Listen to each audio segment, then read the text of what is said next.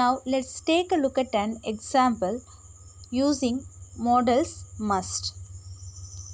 First of all, we usually use not to change the affirmative sentence into negative. The same case we did here. We use must not to express prohibition. ஒரு விஷயத்துக்கு தடை விதிக்க கோரி நம்ம must not modals use பண்ணுறோம்.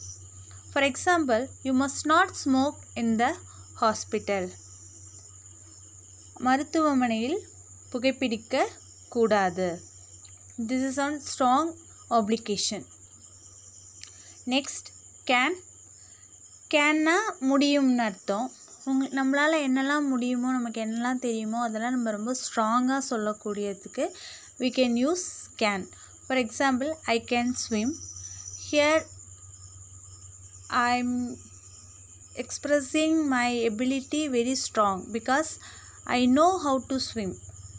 அதனால் நான் சொல்கிறேன் எனக்கு நல்ல நீந்த முடியும், என்னால் நீந்த முடியும். அது மாதிரி if you have any special ability, you can strongly say to someone, I can do this, I can do that. For example, I can climb the tree, I can run fast, I can eat, I can drink 10 glass of water at a time. இந்த மாதிரிலாம் நீங்கள் சொல்லலாம். Next, can I use your phone please? Permission, அனுமதி. So if you want to get something from someone, you can use can. And do remember, it is an informal way. You can use can with your family members or friends. If you want to ask permission from your teachers or your principal or any other officers, you had better to use may. Can I use your phone please? உங்களுடைய தொலைபேசியை நான் பயன்படுத்தி கொள்ள முடியுமா? Smoking can cause cancer. புகைப்பிடிப்பது புற்றுநோயை உண்டாக்கும். This is possibility. சாத்தியம், இது கண்டிப்பாக நடக்கும். புகைப்பிடித்தால் நமக்கு என்ன வரும்? கேன்சர் வரும். இது சாத்தியம். Next, could expressing ability in the past, polite permission, possibility. Ability in the past, அதாவது நீங்கள் உங்களுடைய குழந்தையாக இருக்கும் போதோ இல்லை இதுக்கு முன்பு நீங்கள் ஒரு விஷயத்தை செஞ்சுருக்கலாம், ஆனால் இப்போ அதை செய்யலை. சில பேர்கிட்ட நம்ம சொல்லுவோம் இல்லையா, நான் குழந்தையாக இருக்கும் போதுலாம் நல்லா டான்ஸ் ஆடுவேன், ஒரு நாள் ஃபுல்லாக படிச்சுட்டே இருப்பேன், இந்த மாதிரிலாம் சொல்லுவோம் இல்லையா. So that's when you can use could. For example, when I was younger, I could run fast. அதாவது நான் இளமையாக இருந்த பொழுது என்னால் வேகமாக ஓட முடியும். Polite permission. If you want to more polite to get something to someone, you can use could. Excuse me, could I just say something? நான் ஏதாவது சொல்ல முடியுமா? மன்னிக்கவும். எக்ஸ்கியூஸ் மீனா மன்னிக்கவும், நான் ஏதாவது சொல்ல முடியுமா? Because we are interfering their works இல்லையா, அவங்களுடைய வேலையில் நம்ம குறுக்கிடுறோம், அதனால நம்ம எக்ஸ்கியூஸ் மீ சொல்கிறோம். Next, it could rain tomorrow. So maybe the weather seems to be getting rain, so it could rain tomorrow. நாளை மழை வரும்.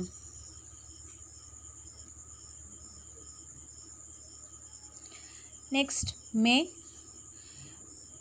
It is used to express permission, possibility or probability. சாத்தியக்கூறுகளுக்கோ அல்லது அனுமதி கோரியோ நாம் மேவை பயன்படுத்தலாம். May I come in?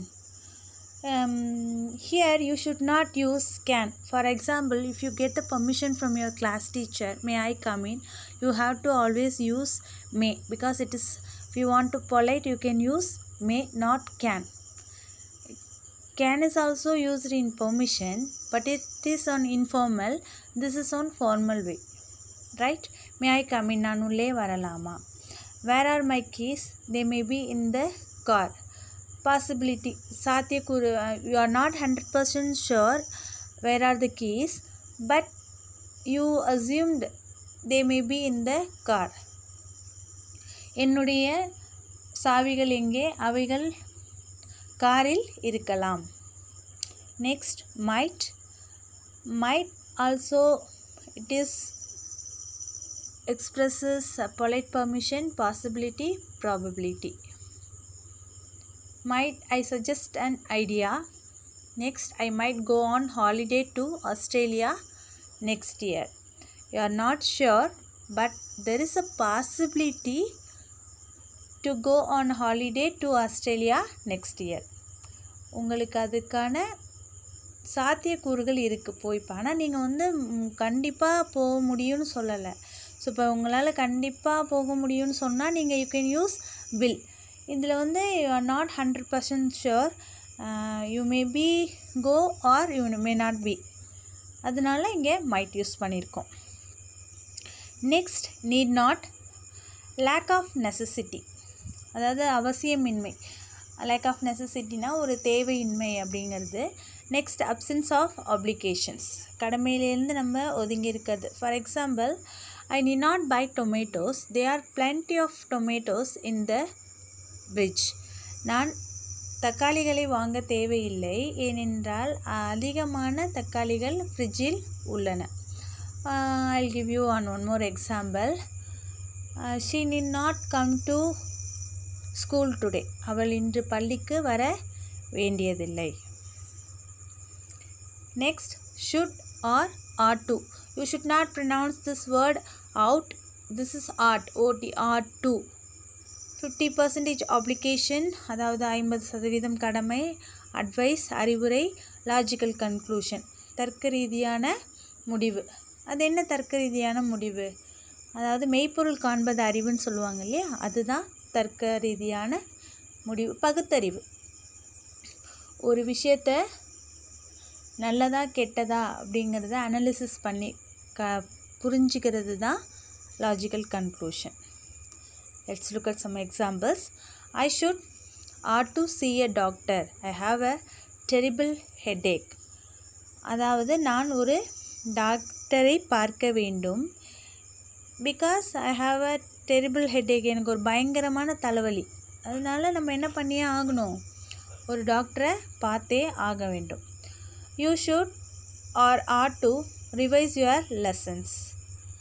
So நீங்கள் உங்கள் பாடங்களை திரும்பி பார்க்க வேண்டும். Then only you can pass the examination. It is not only pass the examination. We have to score lot of marks in the examination.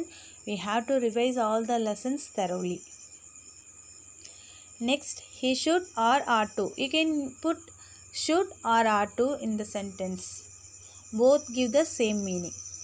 You should be very tired. He has been working all day long. So அங்கே பார்த்தோம் இல்லையா, இதே மாதிரி தான் அவர் மிகவும் சோர்வாக இருக்க வேண்டும். அவர் நாள் முழுவதும் வேலை செய்து வருகிறார். Okay, thank you students. This is how you have to use modals in sentences, and also you can use your conversations. Thank you students.